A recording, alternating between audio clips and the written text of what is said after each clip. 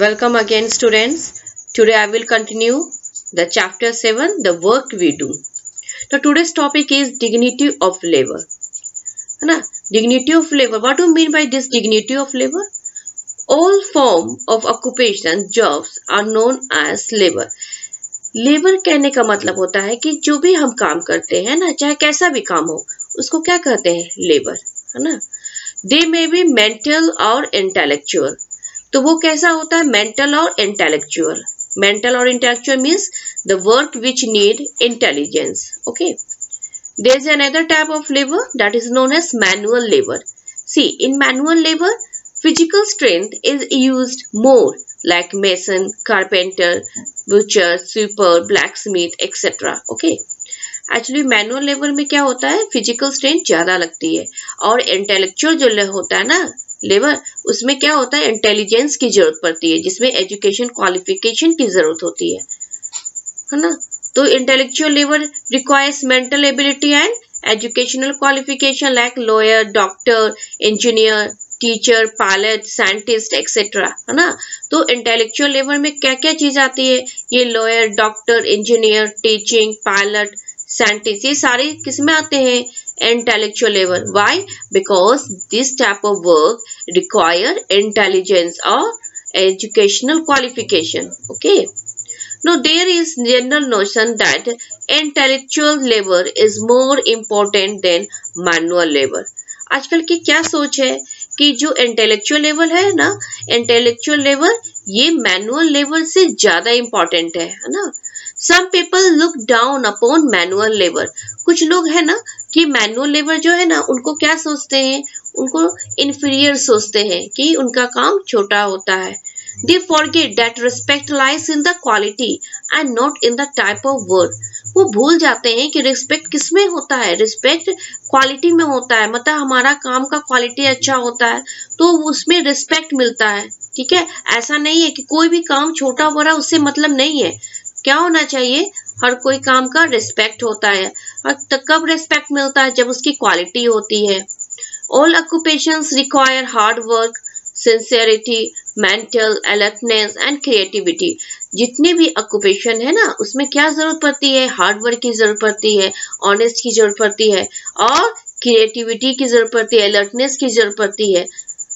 A watchman guards a colony carefully and an astronaut travels in and works in the spacecraft. जो watchman जो होते हैं ना, हमारे कॉलोनी को कितने केयरफुली से वो गार्ड करते हैं. सोचो उनको कितनी मेहनत करनी पड़ती है ना? एंड एन एस्ट्रोनॉट, एस्ट्रोनॉट जो आप देखते होंगे स्पेस में जो ट्रेवल करते हैं, है ना? उसमें भी कितनी हार्डवर्क की जरूरत पड़ती है ना? तो दोनों में क्या होता है? हार्डवर्क की जरूरत पड़ती है. Both are performing important and useful jobs. दोनों में क्या चाहिए?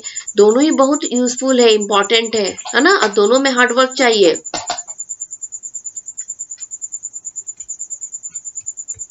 See, there is a story, है ना?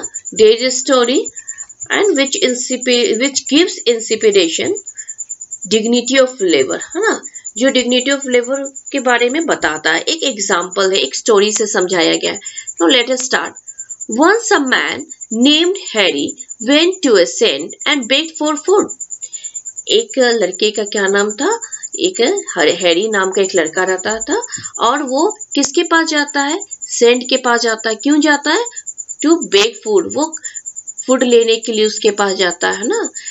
The saint asked, what do you have in your house?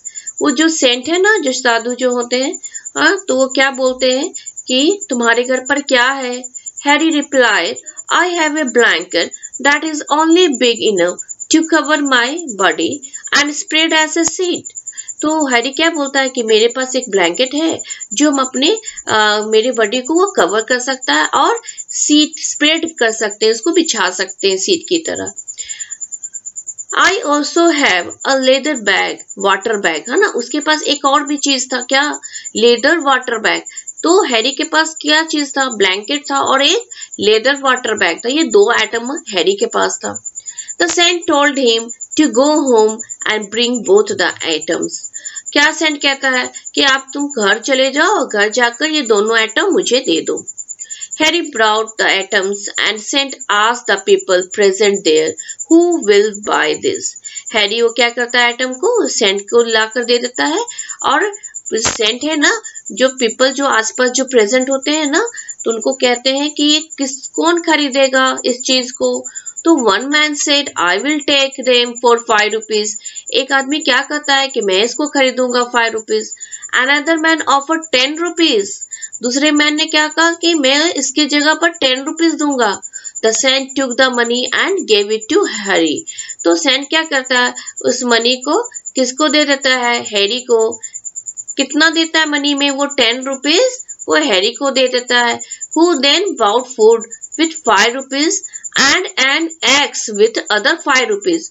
वो 5 रुपीज को क्या कहता है, वो 5 रुपीज को फूड खरीद लेता है, और दूसरे 5 रुपीज से वो क्या खरीदता है, एग्स। एग्स मीन्स कुल्हाड़ी खरीदता है।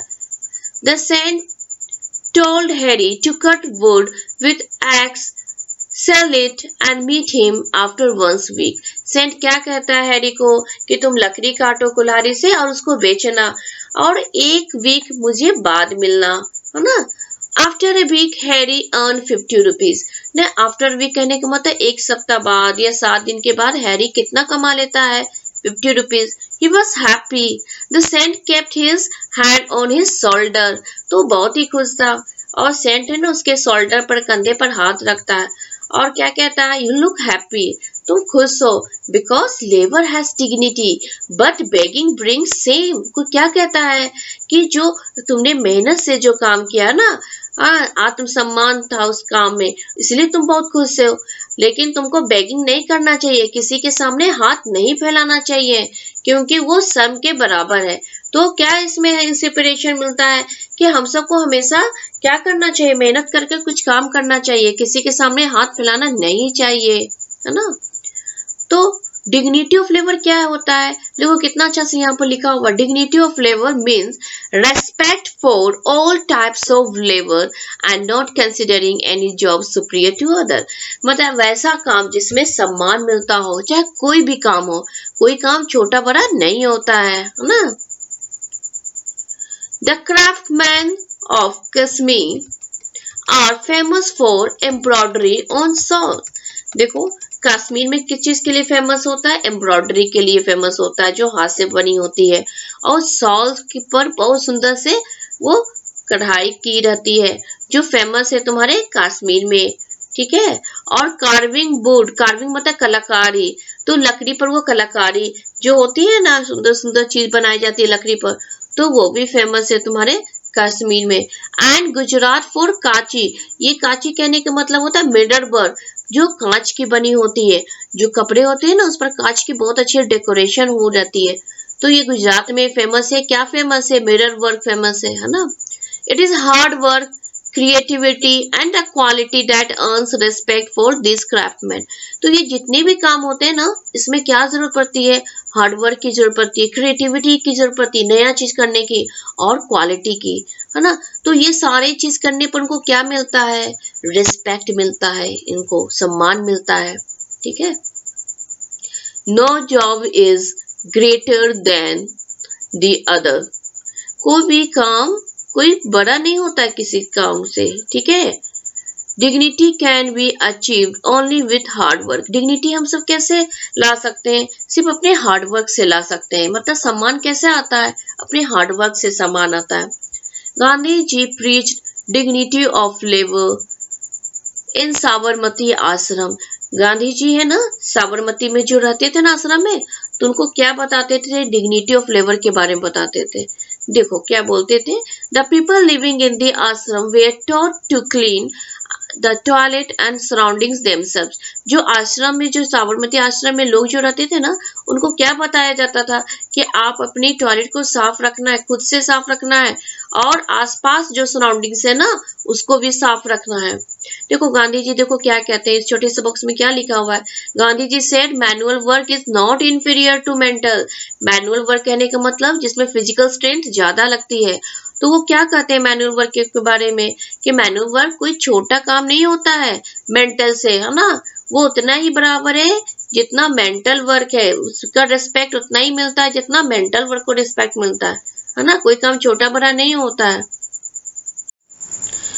Every work is respectable, dignified and important for the society. सारे वर्क क्या होते हैं, रिस्पेक्टेबल होते हैं, सम्मान जिसमें मिलता है, डिग्निफाइड है और इम्पोर्टेंट है, किस चीज के लिए, सोसाइटी के लिए। People doing manual work, labor are not inferior in any way. तो कहने का मतलब क्या होता है ना, जो मैनुअल वर्क करते हैं ना, वो किसी तरह से वो छोटे नहीं होता है ना। A dignified work becomes undignified only if it is done in a wrong way. तो जो डिग्निफाइड वर्क है ना, कोई भी काम, वो डिग्निफाइड जो होती है ना, जो सम्मान जिसमें मिलती है, तो वो अनडिग्निफाइड बन सकती है। कब बन सकती है, जब उसको गलत तरीके से करते हैं। Many families have domestic help to take care of their household chores and children. तो यहाँ पर क्या कह रहे हैं कि घर पर आप देखते होंगे ना, डोमेस्टिक हेल्प के लिए हम सब मेड रखते हैं ना घर पर, जो बच्चों के लिए सेवा करती है, घर के लिए भी खाना बनाती है ना। आप देखो यहाँ पर जो नजर आ रही है, ये मेड है ना, वो खाना बनाकर ये बच्चों को दे रही है। तो सोचो कि अगर ये मेड नहीं होती तो कैसे खाना सबको मिलता, है ना। तो शी इज वर्किंग हार्ड, है ना। तो हम सब इनसे बात जो करेंगे ना, बिल्कुल पोलाइटली से बात करेंगे, है ना। We should respect them. तो इसमें क्या लिखा हुआ है, it is important to talk politely with maids and respect them for their work. तो क्या बोलता है इसमें कि हम सब इनसे पोलाइटली से बात करेंगे और इनके काम को रिस्पेक्ट देंगे। तो ये इंस्पिरेशन क्या मिलता है हम सबको कि डिग्निफाइड जो है ना, ये तुम्हारा डिग्निटी ऑफ लेबर, ये चाहे मैनुअल वर्क हो चाहे मेंटल वर्क हो, दोनों काम में क्या होता है, रिस्पेक्ट मिलती है ना। कोई काम छोटा बड़ा नहीं होता है, ठीक है। तो दिस चैप्टर में लास्ट क्या बचा हुआ है वो अभी कर लेते हैं। Sometimes children do not feel proud of the occupation of their parents. तो कभी कभी क्या होते हैं ना, जो बच्चे होते हैं ना, उन्हें अपने पापा के जो ऑक्यूपेशन होता है ना, जो काम होता है, वो प्राउड फील नहीं करते हैं। The son of a tailor may wish that his father were a doctor. तो एक जो टेलर का जो लड़का होता है, जो बच्चा होता है, क्या सोचता है कि काश मेरे पापा टेलर नहीं होते, वो डॉक्टर होते हैं। उनको क्या लगता है कि मेरे जो पापा जो टेलर है, उनको लगता है कि ये इंफीरियर वर्क है ना। तो इसलिए वो ऐसा सोचता है। क्या ऐसा सोचना चाहिए बच्चों को? नहीं। Why? Because his parents is working so hard. वो कितना मेहनत करते हैं, और किसके लिए मेहनत करते हैं, है ना, बच्चे के लिए मेहनत करते हैं। तो ऐसा नहीं सोचना चाहिए। हाँ, but do we not require a tailor as much as we need a doctor? क्या हम सबको टेलर की जरूरत नहीं पड़ती है जिस तरह से हमको डॉक्टर की जरूरत पड़ती है? आज आपको छोटा सा कपड़ा भी देना होता है, कुछ स्टिच करवाना होता है, हम सब किसको देते हैं, टेलर को देते हैं ना। तो ठीक उसी तरह से टेलर का भी इम्पोर्टेंस है और डॉक्टर का भी इम्पोर्टेंस है। Hence, it is important to know that it is the hard work, devotion to duty, and pride in the quality of work of many people that make our life comfortable. तो वो जो इतना hard work करते हैं, है ना, अपने काम के प्रति डिवोटेड होते हैं, क्वालिटी अच्छा देते हैं, तो इसके कारण क्या होता है, बेनिफिट हम सबको मिलता है कि पीपल का जो लाइफ है ना, वो कंफर्टेबल हो जाता है। सोचो कि अगर हमारे पास टेलर नहीं होता, कारपेंटर नहीं होता, तो सोचो कि हमारा लाइफ कितना हार्ड हो जाता। इनके होने से हम सबको कितना इजी हो गया, है ना। Because they are very important for our society, like doctors, lawyer, teachers. देखो यहाँ पे कितना अच्छा दिया हुआ है कि honest living is respectable living. हम सबको हमेशा ऑनेस्ट होना चाहिए, अपने काम के प्रति ईमानदार होना चाहिए। देखो ये जो कुम्हार है, जो कितना मेहनत करता है ना। तो ये भी क्या है, डिग्निटी ऑफ लेबर, उनको भी रिस्पेक्ट मिलना चाहिए। ये तुम्हारा डॉक्टर है, डॉक्टर क्या है, ये इंटेलेक्चुअल लेबर में आता है। क्यों? क्यों इंटेलिजेंस की जरूरत होती है। तो इनका काम में भी क्या होता है, बहुत वर्क की जरूरत पड़ती है, वर्क हार्ड वो करते हैं। इसमें भी बहुत वर्क हार्ड करते हैं, है ना। ये लॉयर है, इसमें देखो पायलट है, जो फार्मर्स है, कितने मेहनत करते हैं। तो सारे काम में क्या होता है, इसमें सारे काम में मेहनत की जरूरत पड़ती है, वेदर इट इज मैनुअल और मेंटल, है ना। सारे काम में क्या होता है, मेहनत की जरूरत पड़ती है, ठीक है। Now your chapters will and.